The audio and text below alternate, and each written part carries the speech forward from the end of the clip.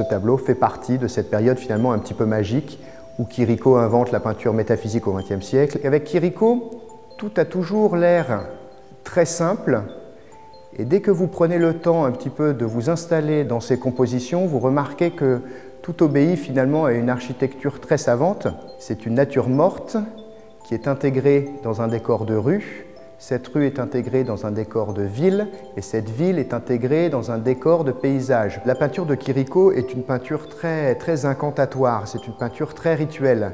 Il peint toujours les rues de la même manière. Il s'était inspiré notamment de l'architecture de Ferrare. Il avait confié que les rues de Ferrare, le mystère notamment et la grande géométrie et la grande répétition de la même architecture l'avaient beaucoup impressionné. C'est vrai que la peinture de Chirico est très énigmatique. Chirico voulait peindre des questions et plus un tableau était réussi, plus la question qu'il peignait devait rester sans réponse. Donc on pourrait se demander un départ vers quel horizon. Je crois que l'absence justement d'horizon ou de destination dans ce tableau lui donne toute sa violence, une violence sourde mais une violence réelle, et toute sa beauté.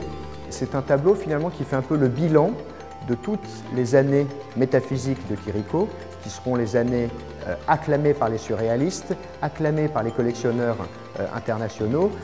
Les tableaux métaphysiques de Chirico sont quasiment tous dans les musées, donc on en voit très rarement sur le marché international des ventes aux enchères. On est très heureux et très fiers de pouvoir présenter ce tableau sur le marché.